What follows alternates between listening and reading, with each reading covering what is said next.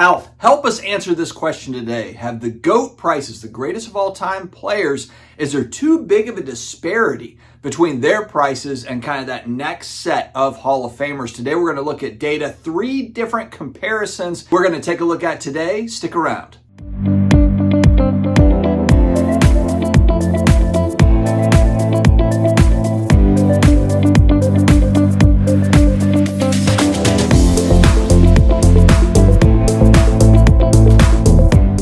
What's going on, sports card hobby family? Another day, another sports card video. We've got some fun data we're going to play around with today, and I want viewership feedback on these particular athletes, their cards, and so forth. Before I dive in, huge thanks to today's video sponsor, Pristine Auction. They've got live selling on the platform. They've got 10-minute auctions, daily auctions, weekly auctions, all sorts of cool stuff going on. If you use Sports Card Dad code, you get $10 off your first auction win. And sharing my latest purchase, the Arnold Cut Auto. They've got all sorts of cool stuff, so make sure to check out Pristine as well at the National out in Cleveland. They will have a big booth out there. Also, don't forget to protect the surface of your slabs, UV protection, and they just display like a boss. 10% off SlabMags on SlabMags.com with the Sports Card Dad promo code. Don't forget your SlabMags. SlabMags. SlabMags.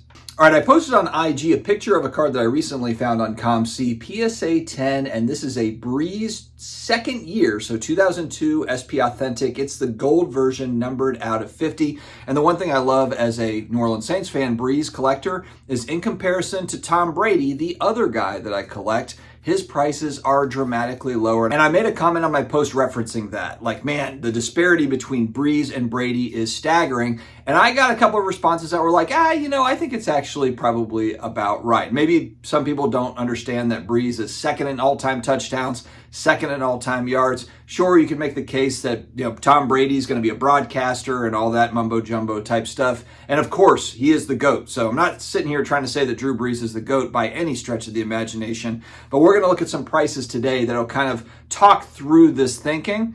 And then I've got a few questions for viewership as we get to the end. So you could look across the board at various cards, and there's Tom Brady obviously is always going to be more expensive than Brees. There's some cards where he's like 3 or 4x, but once you get into the more, the more wanted cards, I don't want to say the more important cards because that could really vary depending on taste, but the important card in quotation marks that I chose for this comparison, 2012 Prism Silver in a PSA 10. This is a hell of a card. I have got the Brees in a 9. And when I was looking at this data, the last sale here going back for the Brees in a 10 goes back to December of last year, and somebody got a great deal on it at $650. Very, very good deal. But that's probably about where it lives, kind of in the $750 to $1,000 range is probably fair market price. It is a pop 10, so there's just not that many of them. When we compare it to Tom Brady, the last sale for Tom Brady, granted it was September of 2023, so a little bit longer ago, but it's a pop 19. Still though, twice as many on the pop in a 10 compared to Brees, $7,850 that sale. And maybe it comes down a little bit more. I mean, maybe today's market value on that card is $5,000 or $6,000. But of course, when you've got 19 copies and you've got people holding it, that's a particular card because it's first year Prism. And it's that silver prisms now. It's just now they just print those. Like there's nothing special about a silver prism. I love Prism Silvers, but they obviously aren't special anymore. In 2012, they were short printed. They were far less printed than they are today, not even in the same galaxy. There was only a handful of parallels going back to 2012. So really any type of parallel going back to 2012 is wanted by collectors.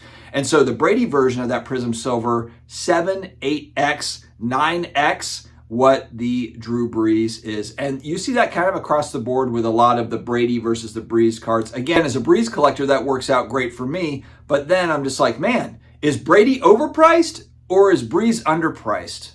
Or is it about right? And the fun part of collectibles and sports cards is we're always kind of playing that game of, is this underpriced? Is that overpriced? We're always looking at market inefficiencies. And it changes all the time, depending on player performance. But even with retired folks, you can see shifts like this where, one player falls out of favor. They get forgotten. One's getting more hobby love than the other. Brees is definitely one of those guys that does have a collector base, but he is forgotten in the world of football card collectors, really, mostly. I mean, I would say because Aaron Rodgers is still playing, he is coming off of the Achilles, so he's semi-forgotten out there because there was all the build-up and excitement for him joining the Jets, and then what? Week 1, he's out for the season. So it's just been kind of like blah for Aaron Rodgers.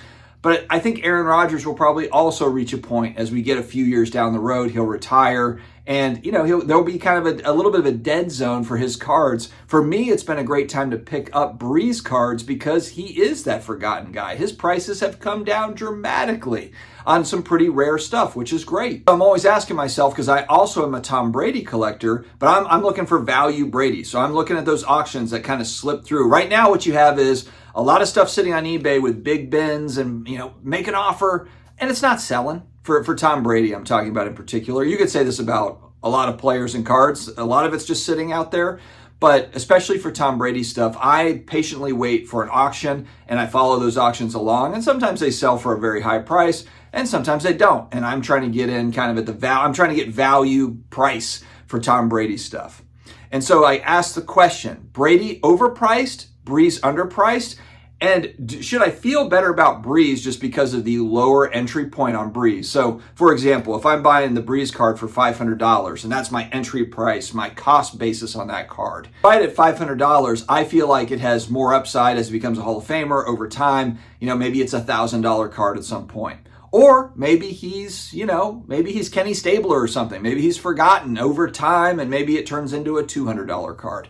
I'm kind of banking more on the fact that 2012 Prism is just an important set overall, so that's also kind of helping. I'm also picking for Brees in particular important sets, so I'll buy the SP Authentic type stuff. I'll buy Exquisite. I'll buy sets in conjunction with the player that I think will hold up. I'm not necessarily buying these off-brand kind of products that were Panini products or whatever, Topps products over time that maybe will be forgotten. So anyway, is there more of a chance for the Brees to go from $500 to $1,000 over time, or the Brady to double up if you're buying at $7,000, $8,000 and going to $15,000? Maybe you could make a case for both. Maybe you could make a case for neither, but interesting debate.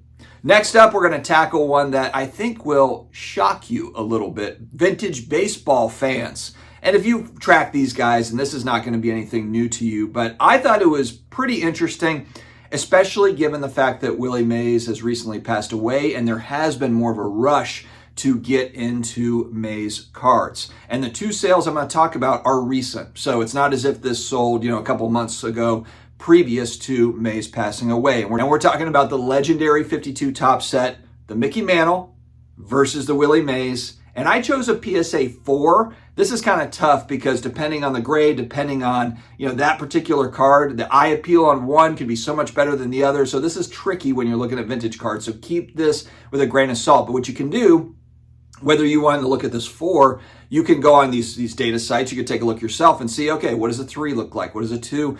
Compare these numbers and see if there's cohesion with what I'm talking about here. All right, so with Mickey Mantle, June 22nd, a PSA 4 sold for $135,000. The population for a PSA 4 currently for 52 Topps Mantle, 210. Now the Mays, more than double the population, 468 currently for a PSA 4 Mays. Guess how much the Mays sold for a week ago in a 4? $7,000, $6,998. That's a pretty dramatic difference in price, especially when you consider the fact that, and again, I am no baseball expert, but just what I know about Willie Mays, research that I've done, I think that Willie Mays is the best all-around player that ever played the game, and just as good of a guy too. So from a character standpoint, he just checks all the boxes. Mickey Mantle, of course, is the most popular hobby figure of all time, no doubt about it. Played for the iconic Yankees, all the championships, the accolades. I think he's relatable too. He went through struggles through his life. I think that's a draw to the legend of Mickey Mantle. Both these guys are legends. But regardless, can you believe the difference in price? And again, I understand population is twice as many, so you've got more of them out there. I get that. But that's still a dramatic difference in price in my mind. All right, last but certainly not least, we got to talk about Michael Jordan. The trouble I had was just trying to figure out which of the guys that he held back from winning a title or winning more titles should I compare against? And I'm actually going to compare against two here. So we're going to go with 86 Fleer because it's more widely traded, bought and sold. 86 Fleer Jordan in a PSA 7. And we're going to compare that against a 86 Fleer Barkley in a PSA 7. Both these cards have fantastic photos. The Barkley dunk, and that was just so trademark, the round mound rebound, excellent rebounder. I mean, Barkley was really underrated player back then. He was a top 5 player in the NBA for a long period of time. Of course, Jordan being the GOAT. His PSA 7, some of these numbers are going to surprise you, I think. A PSA 7 recently sold 2 days ago for $4,800 for a PSA 7 Jordan. The population, 4,506. Over 4,500 copies in a 7. 86 Fleer Barkley in a 7.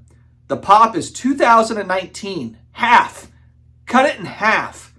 $195 sold yesterday. $195. So is Charles Barkley underpriced at $195? Is Jordan overpriced at $4,800? We're talking about what is that, a 24x multiplier? I'm not a math whiz, but it's a 20x plus multiplier in difference in price between those two guys. I know Barkley doesn't have the titles, but Barkley is beloved. He's a fantastic broadcaster. He's highly entertaining and overall still has hobby popularity. There's still Charles Barkley collectors out there. He's got some really great cards out there. 24x. Now, what you might say is, yeah, but that's against Barkley. What about, another player that won titles? Well, this is a big man, but one of the big men, best big men of all time out of that draft class, of course, it's Hakeem Olajuwon. In a PSA 7, this is the lowest pop of the three, 1,821, $110. $110 for the 86 Fleer Hakeem. Another great picture where he's kind of down low, about to get the entry pass into the post.